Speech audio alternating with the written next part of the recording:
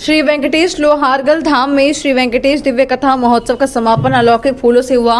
वेंकटेश बालाजी दरबार का श्रृंगार कथावाचक पंडित रविंद्र शास्त्री ने श्री गोदा रंगनाथ विवाह और धनुर्मास महोत्सव महात्म्य के बारे में श्रद्धालुओं को बताया। भंडारे का हुआ आयोजन, श्रद्धालुओं को प्रसादी ग्रहण।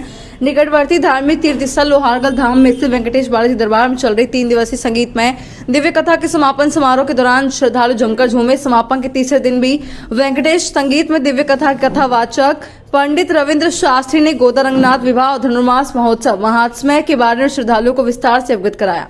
वेंकटेश बालाजी मंदिर में चल रही 3 दिवसीय संगीतमय कथा मंदिर के श्री 1008 अश्विनी दास महाराज के सानिध्य में चल रही 3 दिवसीय कथा के समापन समारोह पर श्रद्धालु जमकर झूमे। 3 दिवसीय कथा के दौरान वेंकटेश बालाजी दरबार का भी अलौकिक फूलों से श्रृंगार किया गया।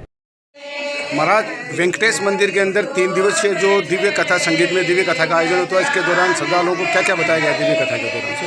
पहले दिन की 3 दिवसीय कथा चली थी। पहले दिवस की जो कथा थी उसमें तिरुपति और तिरुमल जो पर्वत है वेंकटेश भगवान के, वेंकटाद्रि पर्वत, शेषाद्रि पर्वत, वृषाद्रि पर्वत, उनका वर्णन हुआ था। भगवान के 24 अवतारों का प्रादुर्भाव कैसे हुआ वो उसका वर्णन हुआ था।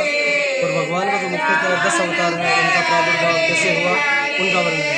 द्वितीय दिवस की जो कथा थी वो भगवान श्री वेंकटेश, भगवान वेंकटेश वैकुंठ से कैसे इस धरा पर आए और कैसे उनका नाम वेंकटेश रखा गया और कैसे पद्मावती से उनका विवाह, ये दूसरे दिवस की कथा में वर्णन किया गया था। तो तृतीय दिवस की जो कथा थी गोदा रंगनाथ का विवाह और धनुर्मास का महोत्सव और 12 जो आलवार हुए थे रामानुज संप्रदाय का प्रादुर्भाव कैसे हुआ, इन सब 3 दिवस की कथा में विस्तार से बताया। वेंकटेश मंदिर के अंदर जो आपकी ये दिव्य कथा थी, ये पहली कथा है महाराज? इससे पहले भी आप कथा कर चुके हैं? नहीं, ये मेरी पहली कथा है। मैं व्यासपीठ पे सर्वप्रथम विराजमान सदगुरु भगवान की कृपा से हुआ हूँ। तो कथा के दौरान आपको यहाँ पर कैसा महसूस हुआ?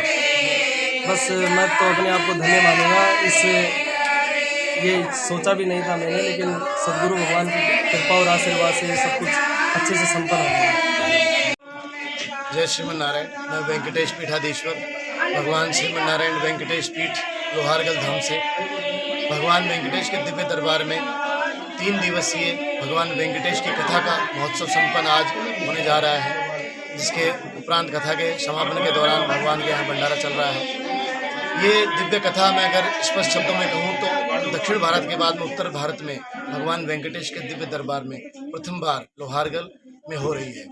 दक्षिण भारत से उत्तर भारत की कहूँ तो हम सब सौभाग्यशाली हैं कि भगवान वेंकटेश के दिव्य दरबार में भगवान वेंकटेश की कथाओं का गुणगान हुआ। 3 दिवस में भक्तों ने खूब भगवान की रचनाओं को जाना, भगवान वेंकटेश का कैसे उत्पत्ति हुई, भगवान वेंकटेश कैसे पधारे, तिरुमला में भगवान वेंकटेश ने जो नारायण के स्वरूप से वेंकटेश रूप में अवतार कैसे लिया, माँ भूदेवी श्रीदेवी यानी लक्ष्मी जी और माँ भू का मिलन भगवान से हुआ, और गोदा रंगनाथ जिनका नाम कैसे पड़ा, गोदा रंगनाथ कैसे बने, इनका स्वरूप जाना, और गोदा रंगनाथ का कल्याण विवाह उत्सव संपन्न हुआ। और भगवान रामानुज स्वामी जी महाराज ने जो हमारे रामानुज पद्धति को आगे सबसे आगे ले जाने का प्रयास किया और भाष्यकार रामानुज स्वामी जी के द्वारा खूब परिकर शिष्य बने और आज रामानुज संप्रदाय पूरे विश्व में विख्यात है। तो रामानुज स्वामी जी महाराज की कथा का गुणगान हमने सबने पंडित रवि कुमार जी शास्त्री बुगाला वालों के द्वारा व्यासपीठ के माध्यम से भगवान वेंकटेश के दरबार में सबने महत्व जाना और कथा का रसपान किया। इसके दौरान आज भंडारा प्रसादी का भी आयोजन है। सब भक्तों का मंगल हो, भगवान वेंकटेश कृपा करे, सब लक्ष्मी वेंकटेश की जय हो।